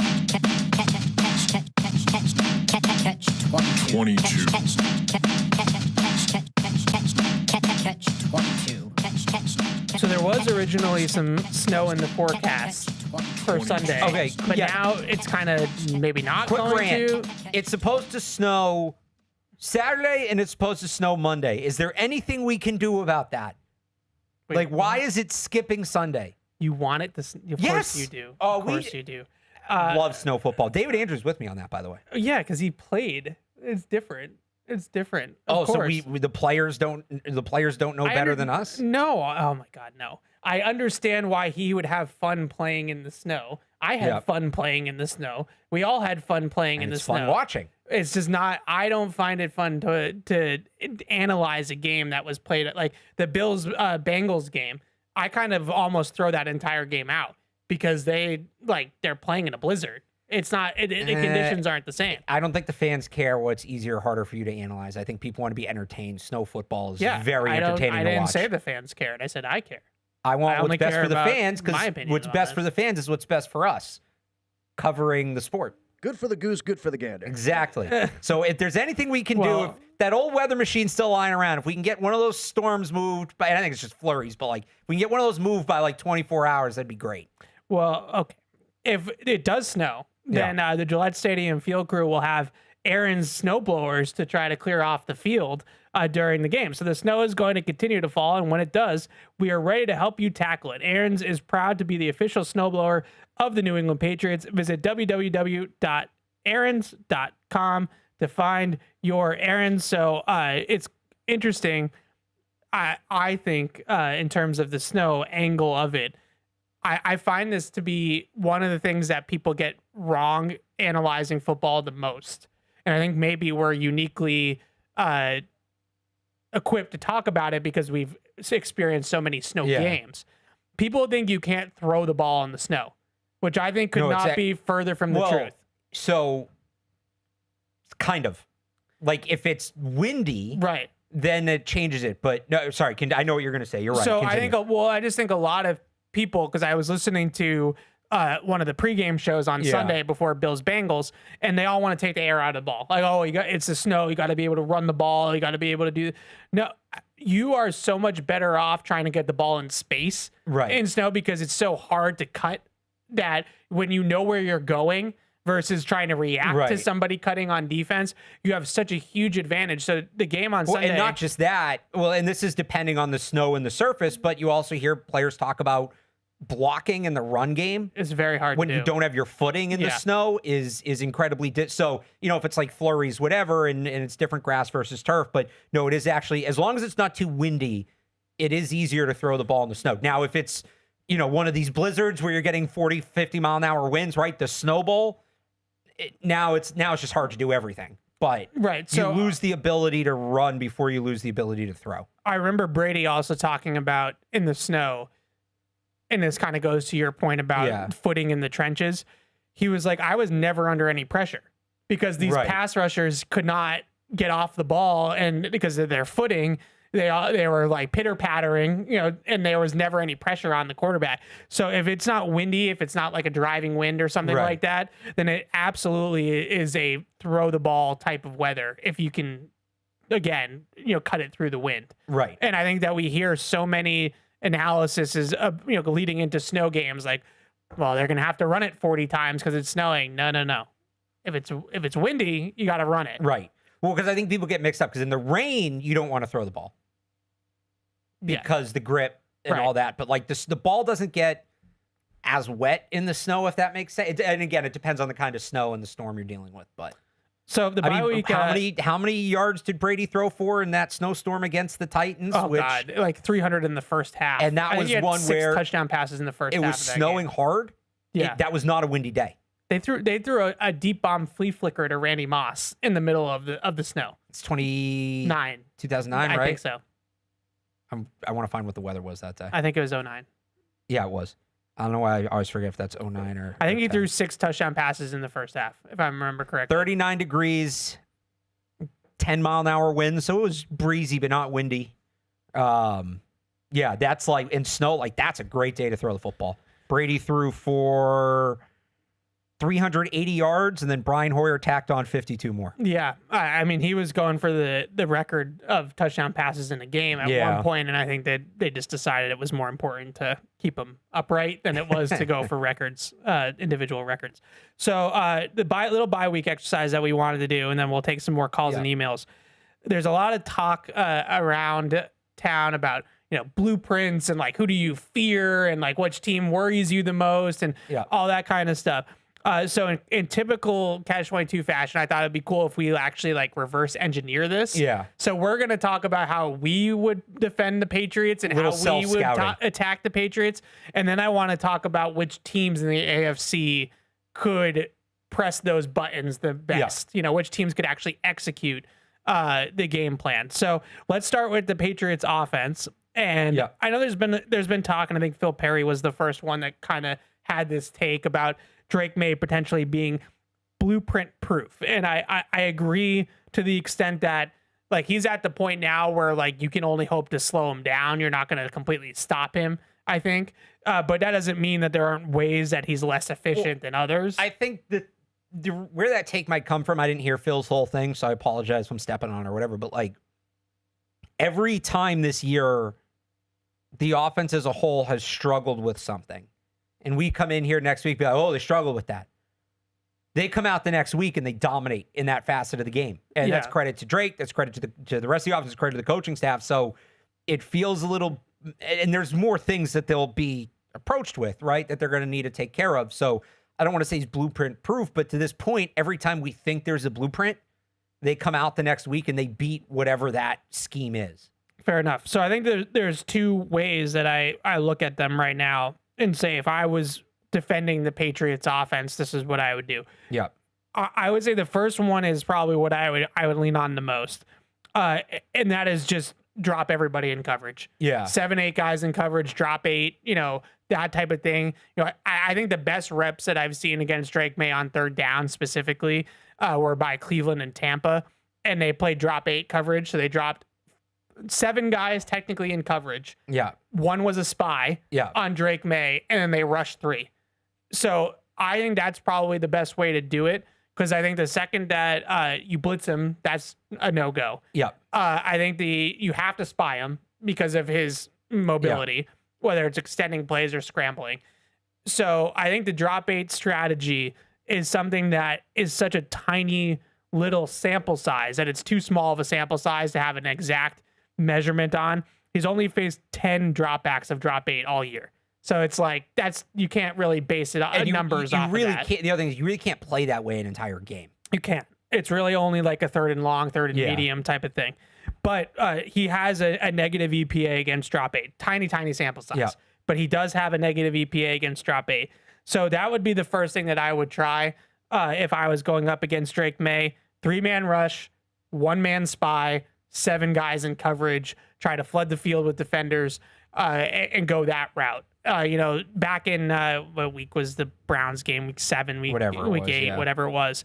The Carson Schlesinger pick in the first half. Schlesinger on that play was actually the spy, and he threw it to the spy. That was 3-man rush, spy, 7 guys with man coverage. Like, and I think that's sort of been the best blueprint I've seen against Drake. The other thing that I would try a little bit, and we talked about this a little bit with the Bills, I would try to play some man coverage against this Patriots team. I think their receivers are good. I don't know if their receivers are great. I would try to man up on the Patriots receivers. Drake May's efficiency just a little bit worse against man than it is against zone. He's the best zone quarterback in the league right now. First in EPA against zone. So if you play him in man, you're spying him. That's what I would try to do. I wouldn't blitz. Nope. And I wouldn't play like conventional zone because he's going to find the openings in that. I'm playing, 3 deep. I'm basically copy and pasting most of the Josh Allen game plan. Yeah. Play deep, take away the deep ball, force them to drive the ball 8, 10, 12 plays to make them be perfect. Rush plans that encourage them to use the run game more than they probably want to and make them nickel and dime their way down the field. Make them be perfect. That'd be my game plan. The one thing I would change from how we typically talk about Allen is I don't want Drake May. I want Drake May stepping up in the pocket. I don't want him getting out of the pocket, especially when he rolls to his right. Some quarterbacks, it's flush him out because it takes away the opposite side of the field. Yeah. Drake's arm is too big for that. He can roll out to his right and the whole field is still at his disposal. I want him, and he's a better runner when he gets outside the pocket. If he's going to step up in the pocket and then just kind of run and get 5 or 6 yards, I'll take that as a win. Yeah. And I'll make him do that all day. So I'm with you in a lot of it. I'm taking away the deep ball. I'm taking away the sidelines. Force him to be short, accurate, in the middle of the field, and make him do that for 8, 10, 12 plays. And if he wants to run, he has to run stepping up through the pocket where there's going to be a spy waiting for him, rather than, allowing him to get to the outside, and now he can outrun the spy, or he can throw the ball because he has more room. Like, I would rather allow him to scramble up the middle than let him leave the pocket and do whatever he's going to do outside the pocket. So I just think that, when you look at some of the numbers and then you look at the eye test with Drake May, I don't understand. One of the things that I just am perplexed by, along with some of the blitzing that teams have done against him, the Patriots are still seeing a extremely high rate of single high safety. Yeah, I don't understand this. And it really does surprise me. And I think that the I'd rather play obvious 3 high and rotate. The obvious thing, I think, is that they feel like their weapons on the outside aren't very good. Yeah. And so they just don't have a ton of fear for Kayshon Boutte, Mac Hollins, Kyle Williams, those guys running the ball down, beating them down the field. Whatever you think of those 3 names that I just named, though, when the quarterback is putting the ball on a penny, right, and he's putting the ball right on their hands, 50 yards down the field, these guys are still NFL receivers that they're going to catch more of those passes than they're not going to catch, right? So they might not create a ton of separation. They might not be, prime Randy Moss running down the sideline. But when Drake May is so accurate on the deep ball, they're still pros. Like, they're still going to catch the ball when it hits them in the hands more times than not. So the Patriots right now are still seeing a league high rate. I think it's they're 1 or 2. I can't remember off the top of my head, and how much single high safety they're seeing. Drake May is 2nd in the league in EPA against single high. He's 3rd in the league in passer rating, if you want to use traditional passer rating. His traditional passer rating against single high safety coverage is 110, and teams keep doing it. So again, like, we're kind of both saying, like, at what point does a team say, nah, we're putting a top on the defense. You're 2nd in the league in an explosive pass rate. We're not allowing him to just deep ball his way down the field. We're going to make him march. You're going to have to score in the red zone, which has been a problem for them. Like, that's what I would do. I would play bend, don't break against the Patriots if you want to simplify it and make it as simple as you possibly can. I basically play the defense the Patriots have been playing this year. Yeah, bend, don't break. On the other side of the ball, this is a very interesting sort of split between eye test and numbers that we have going on here. The eye test would tell you that if you look at the Patriots defense on paper, you would want to attack their linebackers and safeties in coverage. Tight ends, running backs, middle of the field. And in the beginning of the season, that was absolutely bearing out with the numbers. The numbers in the beginning of the year in all 3 of those categories were poor. They've really leveled off. They've kind of steadied the ship in this regard. And now the numbers are actually saying they're a very good pass defense for the most part against the middle of the field and against tight ends and backs. But it still feels like if you want to beat the Patriots, throwing at Carlton Davis and Christian Gonzalez and Marcus Jones is not as good of an idea as throwing against Robert Spillane, Jack Gibbons, Christian Ellis, Craig Woodson, Jalen Hawkins. And that's no disrespect to those players. It's just obvious. Like, do you want to throw at the all-pro corner, or do you want to throw at the linebackers and safeties in the middle of the field?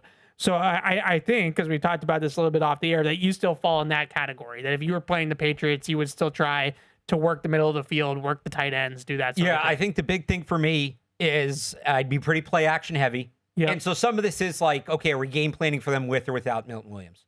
Because, if Milton Williams is in there, outside runs, into play action, and then target the tight end, and then try to get some speed in the slot and use that to stretch him vertically.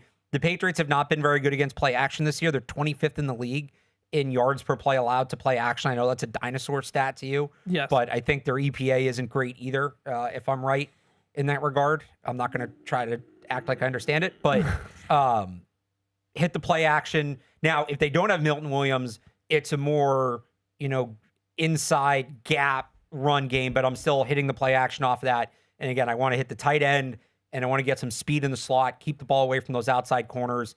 And then if they're going to play that off coverage that they've been playing, bring those outside receivers underneath into the middle of the field and throw the ball there.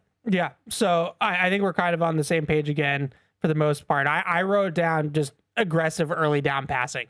I still think that if you look at the Patriots, both eye test and numbers, their first and second down pass defense is where they're the most vulnerable. They're 24th in the league right now in early down EPA per dropback. So like they don't stop a lot of teams on first and second down. They're great on third down. Right. That's what they do, right? They kind of stall a lot of teams like right outside the red zone. Right. There's a lot of those types of drives that they kind of get it onto the other side of the 50, then they'll face a third down at like the Patriots like 35 or 40 yard line. Punting right around midfield. And we're stalled out. Oh, that also reminds me to go back to the offense real quick. Something I'd do. Yeah. Or like a point of mine if I'm defending the Patriots offense.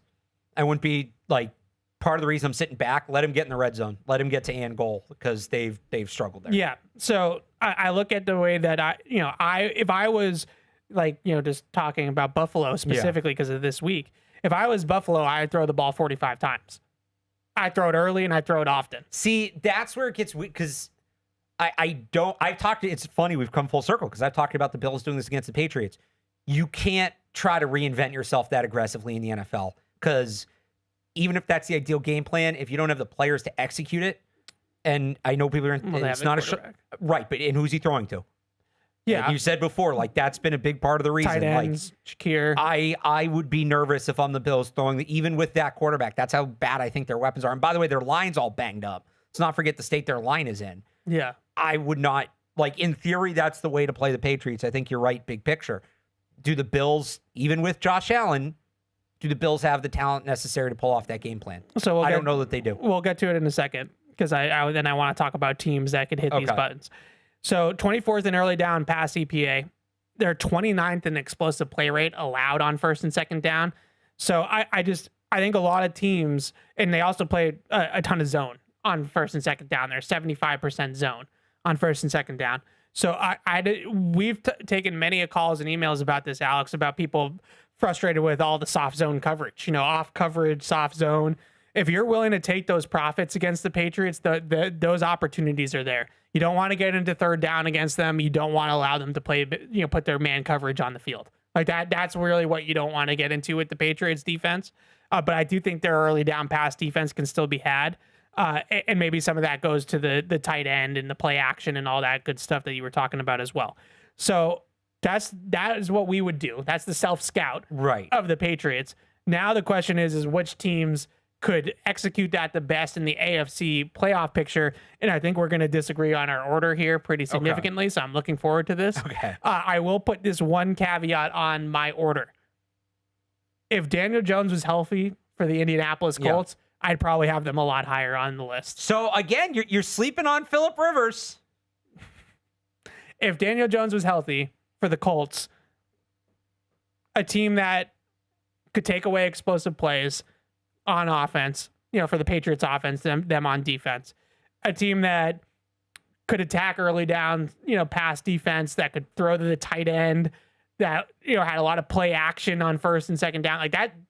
That's the Colts. Like that's what they are. They don't have Daniel Jones. So they don't have their quarterback. They're going with 44-year-old grandpa over there. Your favorite story what if he's good of all time, Phillip Rivers. Which team fears you the most? Which team do you worry about the most that can hit those buttons? In terms of attacking the Patriots defense? In terms of attacking the Patriots, like what their weaknesses? I definitely think there's teams that can pull off that defensive. I think there's more the defensive game plan we laid out. And granted, it's a lot less complex. Yeah. But I think there's more teams that can execute that defensive game plan that can execute the offensive. In terms of the teams that can hit some of that play action stuff, that have the tight ends, that have the slot receiver talent, one of the teams I go to is the Chargers. They play that way. They like to play that way, but they're so banged up. And let them come here in the winter and deal with the cold and so that, I thought about the Chargers because I have a lot of respect for Herbert, but they're just not that good. I just don't see it. Like they kind of can do it's Jimmy's and Joe's, not X's and O's. I think they have the talent that dictates that game plan, but I don't think they're going to run it at that high of a level that it's going to be an issue. Again, the Steelers kind of want to play that way. Yep. But Aaron Rodgers I know he played really well last week. This is the problem that I was having. Like the teams with the talent on offense don't play the way that you need to play to beat the Patriots defense. The teams that stylistically play that way don't have the talent. The Steelers are maybe in the middle. Look, credit to Rodgers. Last week was the best I've seen him look since probably Green Bay. He was all right. I thought he was pretty good in that game. But, like, can he still do that every week, or was that just one last FU game from Rodgers? That offense is just so slow. And if I'm facing the Patriots, like, speed and explosiveness is what I'd want. And it just... I know they beat the Patriots already this year, but they scored 21 points in a game where the Patriots turned the ball over 5 times. Right. So, yeah, maybe the Ravens, but are they going to make it? Yeah. This is exactly we'll see what happens when next I was week, trying to make my list. Yeah. The Colts don't have their quarterback. Right. The Chargers don't have their tackles. Right. Which I think is huge. And it's also just, we know what happens when the Chargers come here in January. We know what that looks like. And Herbert has one hand. Yeah.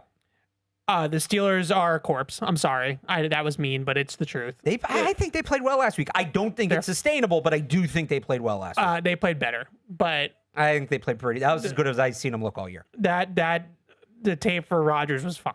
It wasn't anything great. Right. He made one really good play to DK Metcalf, extended the play, and hit Metcalf coming across the field. He hit him on a bomb, their first bomb in like 2 months.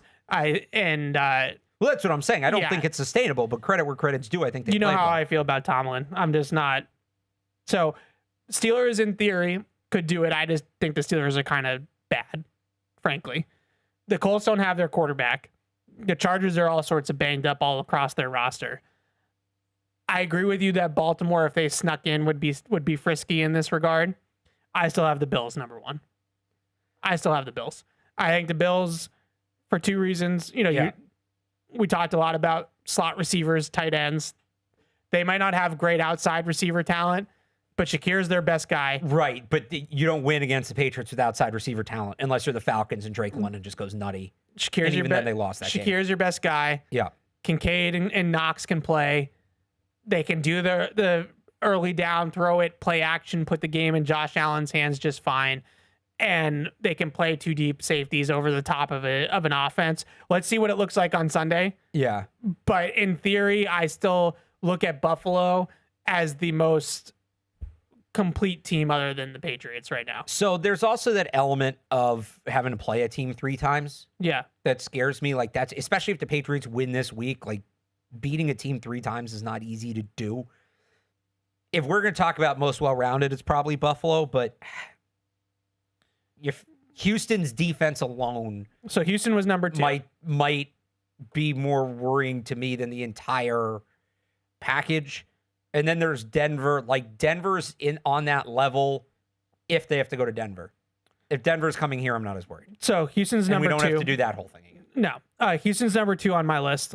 So I had Buffalo, then I had Houston. And by the way, these are the 6 and 7 seeds now. This is probably who they'd play if they ended up with the 2 seed. So the reason why I had Houston slightly lower than Buffalo is obvious. Their offense and their quarterback. But I do think that Stroud's good. I don't know if I think he's as good as Paul Perillo, but I think he's good. Yeah. But, I think he's good enough.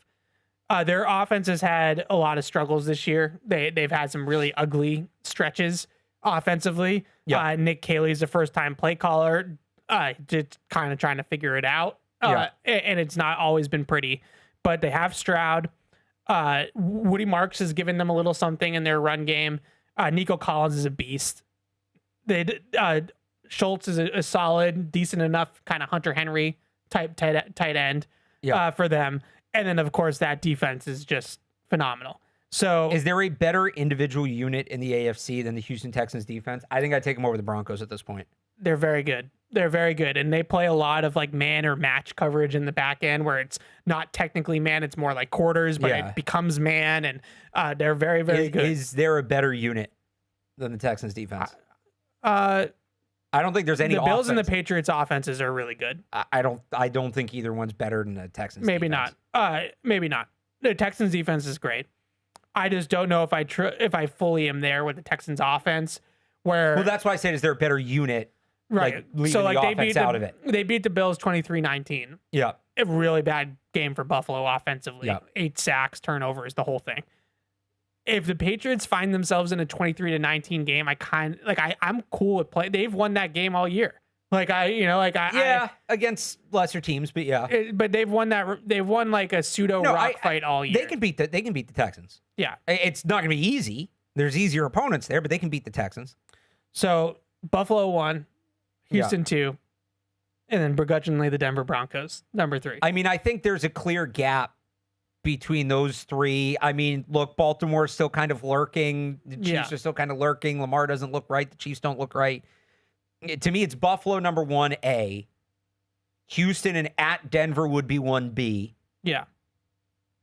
And then you get I'd probably say Denver here, and Baltimore would be the next tier, and then it's everybody else. Bring me the Jags, bring me the Chargers, bring me Pittsburgh. There's no doubt that Denver's defense could execute the plan that we said.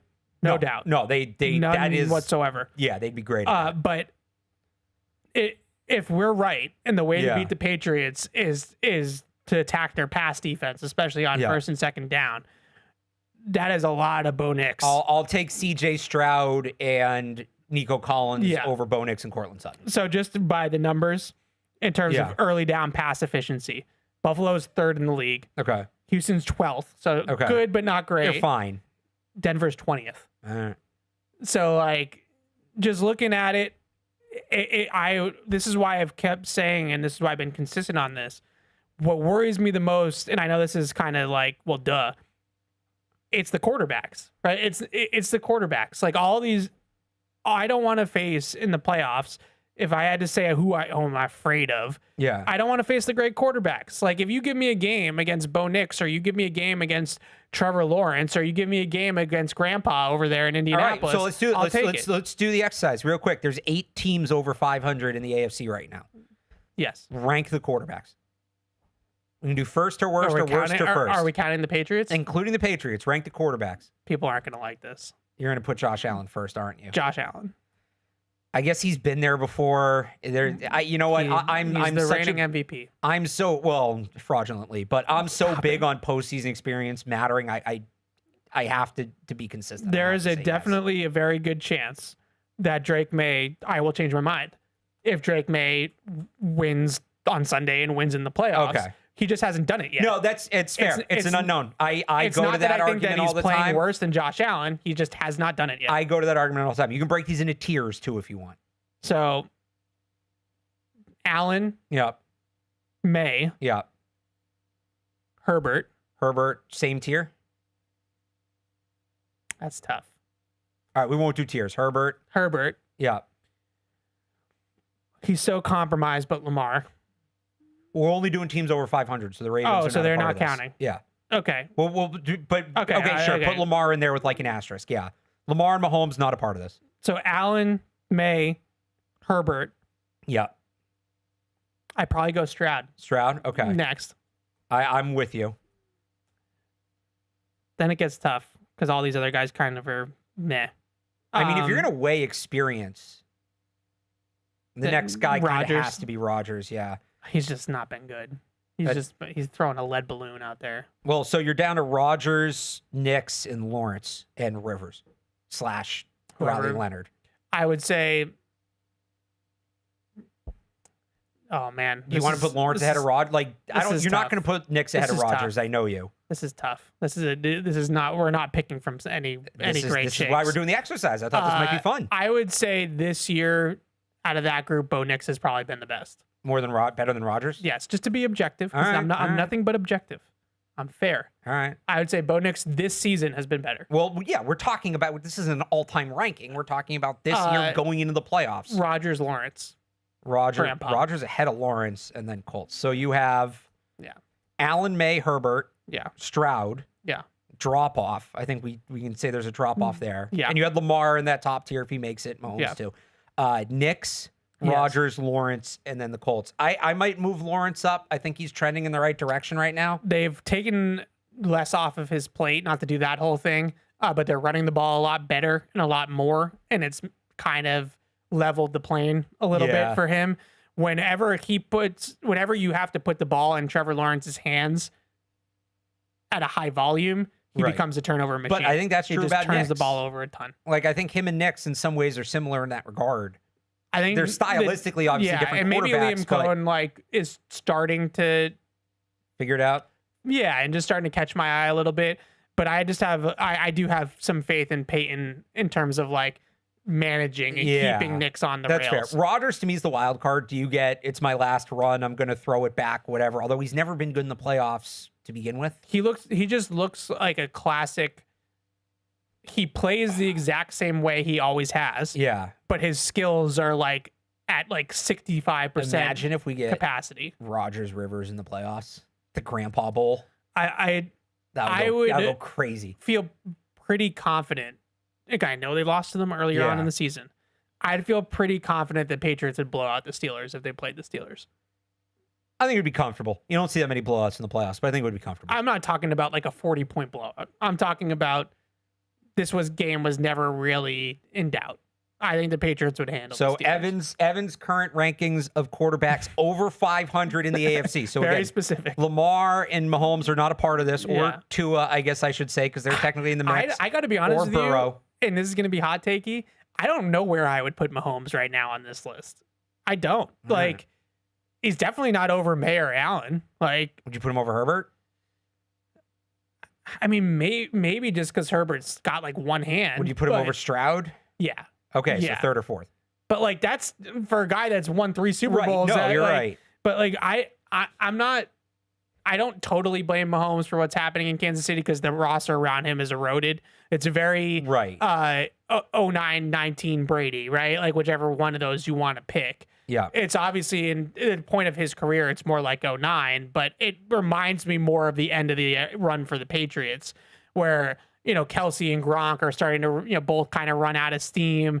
You had to transition away from like the Cooks era, right? Or like era is 1 year. Yeah. The Cooks, I was thinking Tyreek Hill era, Tyreek Hill era where like the Patriots had like Brandon Cooks for a year. Yeah. And they had some, outside receiver talent here and there. Moss obviously going back a little bit further, but I don't think that Mahomes is like absolved of what's going on. He doesn't really he just hasn't been as good. Yeah. Like I don't have to get too technical about it. He just hasn't been as good. So you know what? Maybe we make this a weekly thing between now and the playoffs and revisit it and see what happens. Well, just ranking the QB playoffs. Yeah. And more team, the Dolphins, Chiefs, and Ravens could all be 500 next week. So, well, I'd be interested to maybe see what more the people quarterbacks think. become relevant. If people want to, tweet at us. But Evan's rankings again, Evan's quarterback rankings among teams that are over 500 or over in the AFC: Josh Allen, Drake May, Justin Herbert, C.J. Stroud, Bo Nix, Aaron Rodgers, Trevor Lawrence, and the Colts are last. Whatever that thing is: Riley Leonard, Phillip Rivers. I did want to touch a little bit on some of these other games, but I know people have been waiting on hold as well. The Chargers, I watched a lot of that Chargers game, basically watched the whole game. The Chargers Eagles game. Yeah. I just every time I know they're decimated. I know they're missing Joe Alt and Rashawn Slater, which is, huge. Herbert's got one hand. And has a broken hand, and then he's like all his throwing arms like all bloody during the game, like he's just falling apart because he's under pressure on like 65% of his dropbacks because they have no offensive line. So I don't know if that is going to withstand the test of time because of how much he's getting just beaten and battered behind that offensive line. Yeah. Like, do they have 4 more regular season games and a postseason run in them if you're the Chargers? But what I'm getting at, just big picture. By the way, they still play Houston in that defense. What I'm getting at, big picture with the Chargers, I think Jim Harbaugh has done exactly what you would expect an experienced coach to do, which is like they are a relevant, competent football team. But has Jim Harbaugh made them like a wagon? Like, no. They're not like a real Super Bowl contender. No. And I think one of the things that, and again, this might be more on your side of the street. Maybe it was that type of game to kick all the field goals, right? Like it was a defensive struggle. It absolutely He took was. the points, yada, yada, yada. But I'm just talking in general. I just don't think that they're a very aggressive football team. And I just don't think that you win in the playoffs, especially when you're undermanned. If you aren't, and I'm not just talking about fourth down. I'm talking just in general, right? Like just if you're not kind of a pedal to the metal team. He's a very conservative, like, let's, just try to back our way into victories. And maybe that's just where they're at. with the Chargers, like in terms of their roster and all that, their injuries and all that kind of stuff. But that's what I see. I just don't see a great team right now. What do you think of the Jaguars? Are you a believer in the Jaguars? I'm kind of with you. Like they're a solid football team. I don't know that they're anything more than that. They're not bad, but I don't look at them as, like you said, they're not a juggernaut. They're not a team that's going to come in and blow doors. Like they're fine. They've had some very good turnover luck. Like they have these games, like this game against the Colts without Daniel Jones. They turned it all over 3 times. Indianapolis did, and that really is what extended the lead. They've run the ball a little bit, and that's definitely helped them balance out their offense. It's an impressive turnaround. Liam Cohen's had a really good first season. If Ben Johnson and Mike Vrabel didn't have their two teams winning the division, it would be. I don't think the Bears are winning their division anymore now that they lost to the Packers. I don't know where that's at. But Liam Cohen would be getting more shine. Yeah. If those two guys weren't where they were at. A couple other things on this slate. Hey, good for the Denver Broncos, man. You finally actually blew out a bad team. Good for you. I mean, you still only won by 1 score. Yeah, it was a one-score game. But it was a backdoor cover. Those one-score games. It was a backdoor cover. One of the smelliest, as Joe Murray likes to say, backdoor covers I've ever seen. But it was, you dominated that game against the Raiders. So good for you. Good for you, Denver. You finally dominated a bad team. Where are you at with the Chiefs? The Chiefs are dead? I mean, this year they are. They still have Mahomes, and he's not retiring after this year, I don't think. But they need a full reset. Yeah, they need a full reset around them. And this is why we said when everybody wanted to compare him to Brady, like, all right, you had a nice little 5-7 year run, which is impressive in the NFL. You're not really supposed to dominate for more than 3 or 4 at a time. They did more than that. It's not 20. They had a dynasty. It was just they only had one half of the dynasty. Well, they had one dynasty, not 2. Right. The Patriots have had 2 dynasties connected as one. Brady never missed playoffs in his prime. Yeah. And he never finished. I think his last year in Tampa, they were 8-9. So 1 year at the very end in his 40s, he finished under 500. And the other thing that's going to happen that I'm surprised more people aren't having this conversation.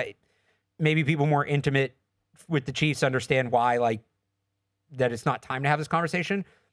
If you want to compare the two and say, okay, the Chiefs are going to, well, you can't punish the Chiefs too much because the Patriots had a couple down years in the middle. Their down years never looked like this, but relatively down years in the middle where they reset. The one thing the Patriots never had to do was reset the coach. And how much longer is Andy Reid going to do this? I keep bringing this up, and I think I said he was close to 70. He's 67. I said that yesterday. Now, I would still call 67 turning 68 close to 70. It's old. But he's 67, close to 68. And it just, when you watch the Chiefs, and I know a lot of it's situationally, like they used to be so good in those big moments, and they're not making those plays this year. But schematically, offensively, they've gotten a little bit stale. And some of that to me is that not only is it Andy Reid this whole time, but they also just brought Matt Nagy back a couple of years ago and made him the offensive coordinator. So I think that offense needs some livening up. And when he came from Philly to Kansas City, he hired Brad Childress. Remember Brad Childress?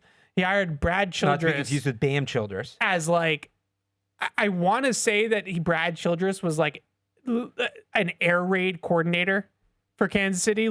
Basically what Brad Childress did is he took Andy Reid's West Coast offense and he merged it with the air raid concepts. His title was spread game analyst. Spread game analyst. I knew it was something like that. That was actually before Mahomes even got there. Yeah, this was the Alex Smith into Mahomes. So they took the old school traditional West Coast offense that Andy Reid has always run, and they merged it with the new concepts in college, spread, RPO, air raid concepts that are in college. And that led to some really good years with Alex Smith. Yeah. And then it led to some great years with Patrick Mahomes. So if Andy Reid's going to keep doing this, does he, one, have the give a shit meter to actually go out and do this? But 2, what is the next iteration of for me, Kansas it's City? also just whether it's this year or not. This is another one of these people are going to say I'm doing the drama again, but I mean this from a pure football standpoint. I'm not trying to play succession here. Who do they hire to replace him? Yeah. Is it Steve Spagnuolo? No. Or are they going to get an offensive mind in, but like you've had this success. Do you want to bring in somebody who's been there and knows how it works? Can you hire from the outside? Usually a quarterback like Patrick Mahomes, I guess Peyton Manning went through a couple of head coaches, but like those jobs aren't usually open when you have a quarterback like that. It would be the number one job in the league. But you look at it probably will be, but you look at the rest of the roster, there's going to be work to do. Yeah, so I don't think there's as much work to do defensively. I think they still... some of those guys getting old. Well, Chris Jones is getting old. But I still think that you have players in the secondary. Trent McDuffie is still in his prime. Like, I still think you can build with that defense. Yeah. Offensively, I agree. Their offensive line has been in shambles for the last couple of years, going back to, some of the Super Bowls and stuff like that they've lost. I just think who replaces Andy Reid in Kansas City is a fascinating... And again, maybe it's not this year. It's a double-edged thing, right? It's like, does Andy Reid have the gas in the tank to essentially rebuild? I wasn't even considering it in that regard, but yeah. Does he have the gas in the tank to essentially do a mini rebuild, like an 2009 Patriots rebuild? Or do they have a succession plan, or do they have another head coach in mind that if Reid's not up for that they can turn this thing over? That's what I'm curious. Like, is there a succession plan in place? Are they going to do like a full coaching search? Is there going to be a push for Mahomes to hire internally? Maybe Mahomes doesn't want to learn. He might want Matt Nagy. Maybe they want, but like we've seen what Matt Nagy is as a head coach. Now we didn't have Patrick Mahomes, right? But we've seen what Matt Nagy is as a head coach, and like, it's going to be interesting. So, the last team I wanted to talk a little bit about, because they play them next week, is the Baltimore Ravens, and we'll talk a lot more about the Ravens next week. But this is the one thing that I kind of wrote down here. Like, are we sure that at his current state and with his health, like, is this version of Lamar like really that good? Like, I think Lamar right now has been very, very pedestrian. I think he's earned the benefit of the doubt that when the lights get bright, and maybe it's too late now, they're 6-7, but he's maybe earned a benefit of the doubt that when the lights get bright, he can flip the switch and be that guy. Sure. But yeah, the way he's played since he came back, like, it looks like he's still hurt. He doesn't look right. Yeah. I think the biggest thing with him, in terms of how he looks, he just doesn't pull away from the pursuit of the defender anymore. Like, because he doesn't have he's compromised. It's an ankle injury, right? Yeah, ankle, knee, like he's hurt. So it's, again, his sack rate is like doubled. Like, when you watch him like try to extend plays, he's not pulling away from the defense anymore. The last play of the game last week, essentially, like, Alex Highsmith just sacks him in the pocket when it's like a Hail Mary kind of like situation.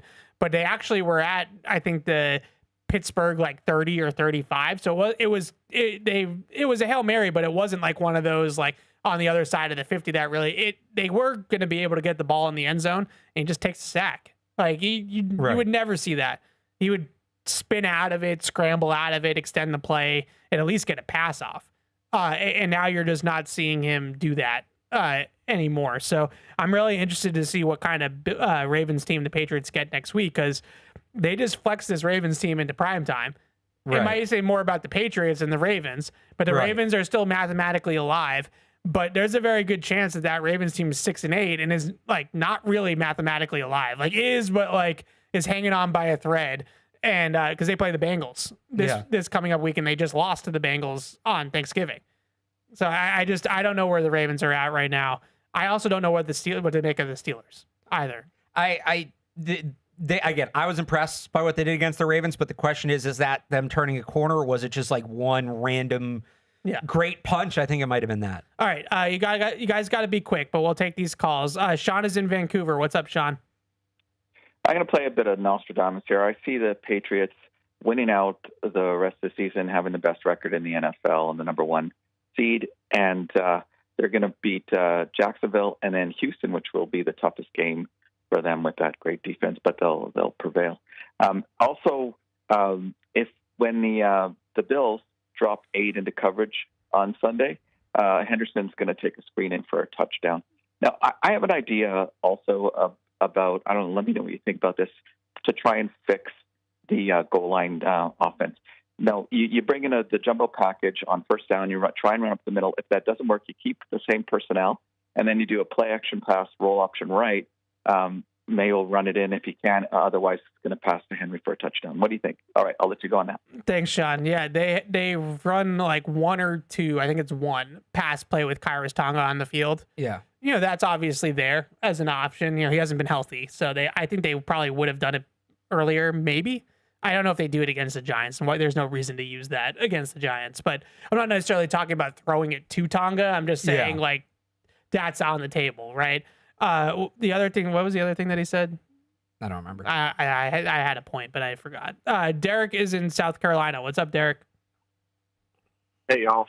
Real quick. So I actually remember that Patriots game against the Titans in 2009 because I had Brady and Moss on my fantasy team. Oh, there you go.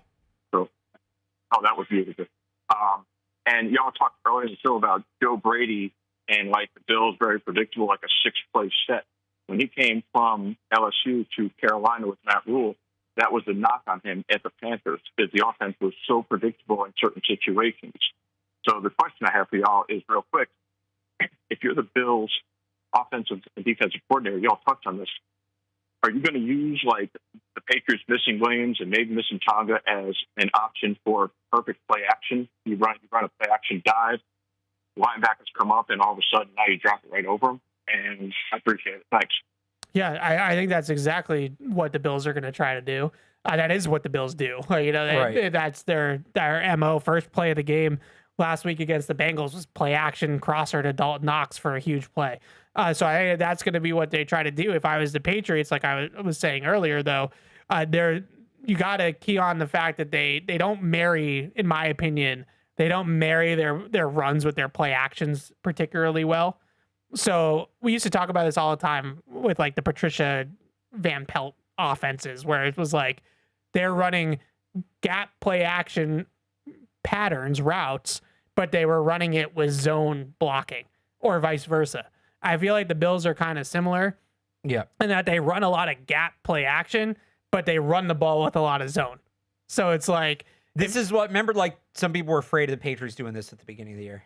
Yeah. Yeah. So if you can kind of understand that, I think that you have a chance to stop it and be pretty good. But yeah, it's an interesting point about Joe Brady. I know that he's come under some fire in Buffalo. Not everybody is a big Joe Brady fan right now in Buffalo. So, but then there's also people who want him to be the next head coach if they fire McDermott. Yeah, yeah, you're right. All right, we'll be back next week. We'll talk about this the Ravens game. We will, and the Bills game, hopefully with some hats and some T-shirts and a division title in hand. So we'll see about Sunday, but we'll talk about this Bills game, the Ravens, and all of it again next week, same time, same place here on Catch-22. And then Patriots Unfiltered is up in 9 minutes. So you'll see those guys and myself for a little bit at noon. And Alex will be back on Catch-22 next week. Thanks, guys. Thank you so much for watching. We'll see you guys next week.